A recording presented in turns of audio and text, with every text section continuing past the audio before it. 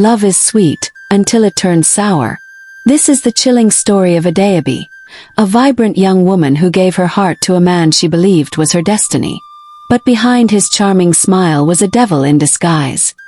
One who would sell her soul for a price. Stay with me to the very end. This is The Gracious Voice. Subscribe, like, and leave a comment if this story moves you.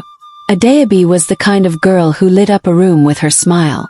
Living in the heart of Aba with her widowed mother, Mama Ifeoma, life had never been easy. She had been helping her mother run their vegetable stall since she was just 10. Now, at 23, Adaobi managed most of the work herself. But deep inside she longed for more. Not riches, not fame, just love. She dreamt of a man who would see beyond her apron-stained hands, who'd love her heart, and who'd build a future with her. She saw it in her head every time she lay under the leaking zinc roof at night, holding hands with someone, laughing, dancing at their wedding.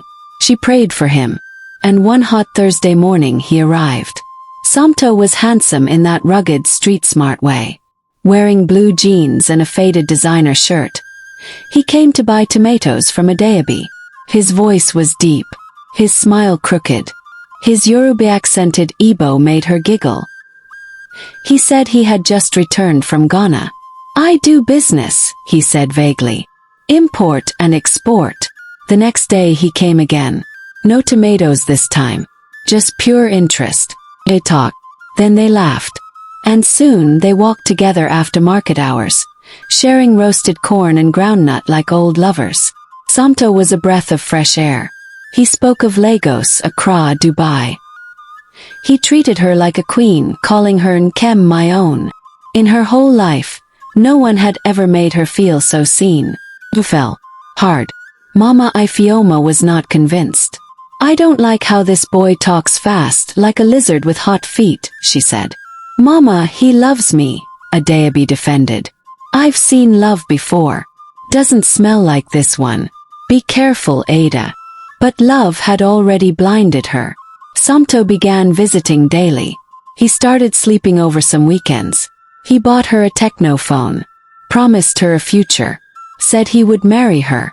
"Once I clear this next deal," he said, "I'll take you to meet my people in Anambra." To Adaobi, it was a dream unfolding. To Mama, it was a trap tightening. One evening, while cooking egusi soup, Samto came in looking worried. "Baby, I need your help," he said. He needed 200,000 Nigerian nairas for an urgent business transaction. A shipping container had arrived, and if he didn't pay customs that night, everything would be seized. Adaobi froze. That was her entire savings.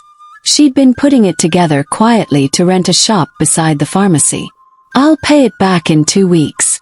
Double, I swear." He held her hands. His eyes pleaded. She gave it. That night, he kissed her so softly it made her heart ache. But 2 weeks passed. Then 3. Then 5. No money. No repayment. And that's when the lying started. Samto became distant. Some nights he didn't return home. Other nights he came drunk. Adaobi asked questions. He gave vague answers. He became irritated. Called her paranoid. Once, he even slapped her when she mentioned the 200,000 Nigerian nairas. "I'm doing everything for us, and you're talking about money," he shouted. Adaobi cried. She still loved him. But fear crept in. She noticed things. A gun in his bag once. Calls at 2 a.m. Strange men picking him up at odd hours. And then he brought up a new idea. Samto said he had found a way for them to make it big. A man in Cotonou wanted a trustworthy girl to escort a parcel. Just a quick trip. All expenses paid. Big reward. After that, we'll travel to Ghana together and start fresh. Adaobi blinked. Parcel. What kind of parcel? He waved the question off. Just clothes and jewelry. Don't worry. He just needs someone with a clean face. Adaobi refused. Samto changed. The sweet lover vanished. The man standing before her was cold, frightening. "You said you love me, right? This is our breakthrough." "I won't go," she said. He smiled bitterly. "Okay. You'll see." The next day, 2 men came to her stall. "Samto sent us," one said. "Come, he's sick. Very sick." Her heart leapt. She followed. She never came back. They drugged her, drove her across the border. When she woke up, she was in a compound surrounded by barbed wire. No phone. No freedom. She was not alone. 5 other girls were there. One of them whispered, "They sold you too." Adaobi's head spun. "Sold? Your boyfriend arranged it. This is Benin. They're preparing us for Europe. Or Libya. Depends on who pays more." Adaobi collapsed. The next few days were a nightmare. They shaved her hair, injected her with something that made her dizzy, forced her to smile for pictures, so the buyers can see your teeth. She was beaten when she resisted. One girl tried to escape and was never seen again. Every night, Adaobi cried herself to sleep. She replayed every moment with Samto, every kiss, every lie, every time he called her my own. She wasn't property, but he had sold her like one.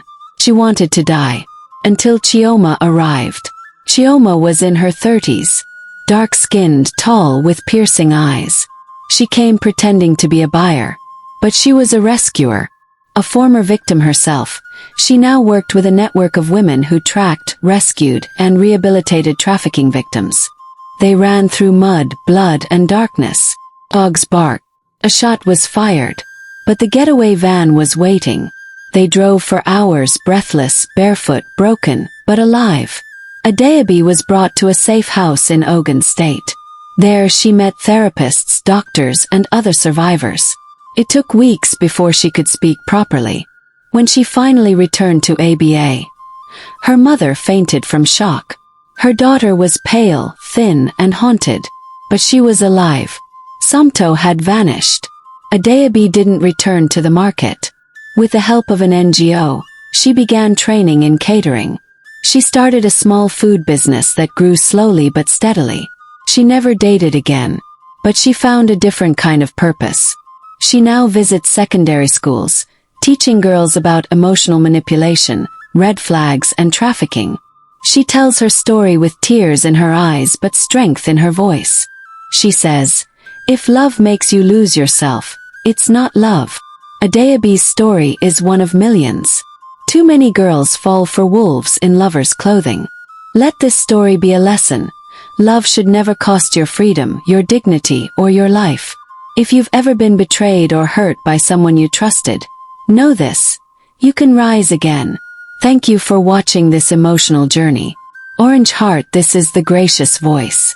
Speech balloon, like, comment, and subscribe for more powerful stories.